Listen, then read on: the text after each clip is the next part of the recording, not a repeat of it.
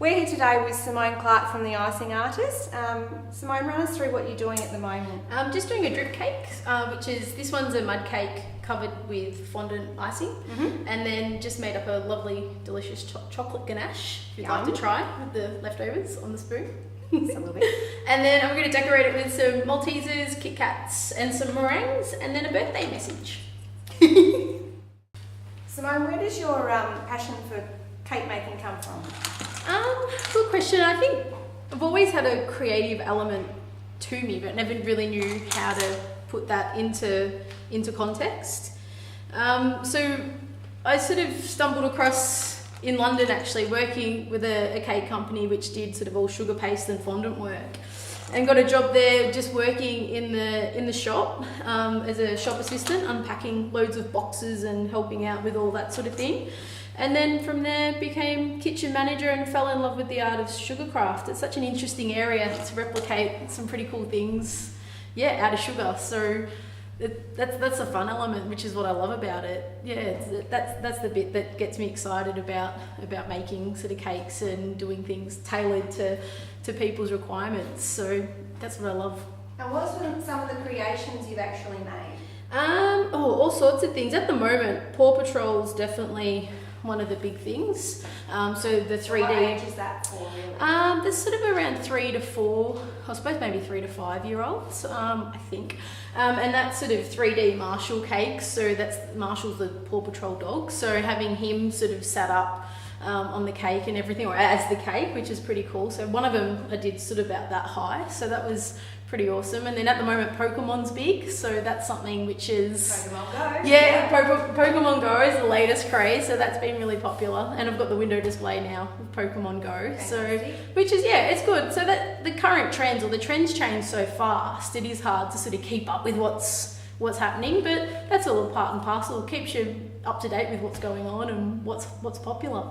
So what's your favourite type of cake? Is it more to do with your weddings, your traditional weddings, 21st, kids parties, or maybe corporate? I'd like to get into more corporate work. I do love doing birthdays with sort of bespoke design. So even actually just today I got an order for a lady whose husband is attempting or is making a pizza oven out in his backyard.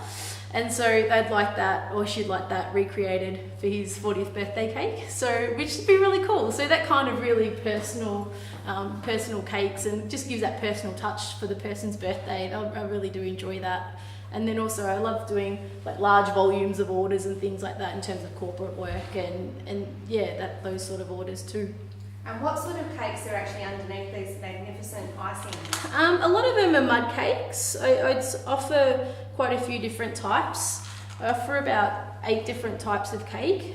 Some of them, then I also do a classic sort of Victoria sponge, which is what I learnt over in the UK, and a lemon sponge too, and also a red velvet. So, and a lot of weddings don't really have a lot of fruitcake anymore. The fruitcake comes out around Christmas time, which I love fruitcake, but a lot of people don't.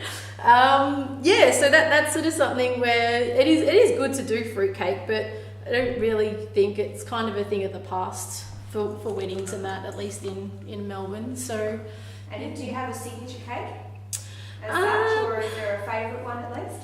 One of my favourite ones I sort of did for myself was a cake that I did for the Cake, Bake and Sweet show in Sydney earlier on this year, where I did a London bus cake. So the theme was sort of the theme was a party theme, so a Candyland party. And so I sort of thought I'd do something a bit different, and I recreated a double-decker bus, so it literally looks like when you walk into M&M World in London.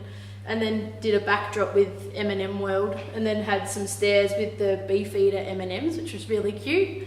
And then did like the Abbey Road M&Ms walking across the road. So I came 3rd, which was pretty exciting. So it's only like the 2nd competition I've ever entered. So that was good, because you don't really know where you are, I suppose, in the industry and against your peers. So it was quite a nice thing to And walk I in. believe you have a celebration coming up for Icing Artist. Yes, turning 1 on the 11th of September, which is all very exciting, so not long to go. So I'll work on a new window display to celebrate that, which will be awesome.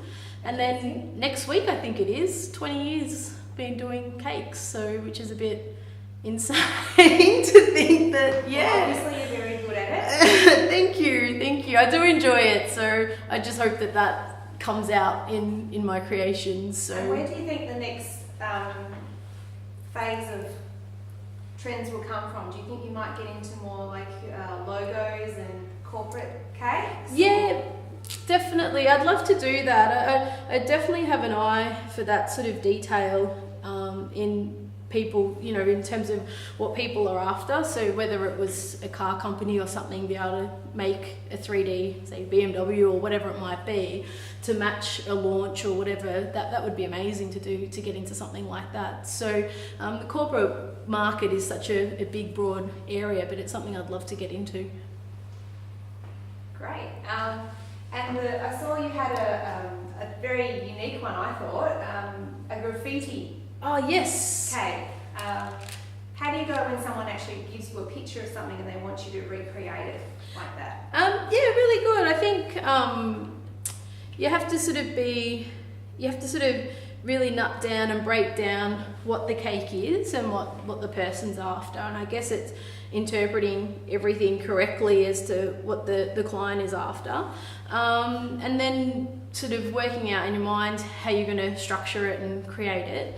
And then bring it all together and turn it into real life. So I do enjoy, I do like to design cakes if people are after a certain type of cake, sort of like the pizza oven cake. But if also people could say, oh look, I'd like a cake like this style or whatever, and then we work out what they'd like exactly, and then get to create it. So which is really good. Fantastic. Thank you, Simone. No worries. Thank you for your time today. Looking forward to eating that cake.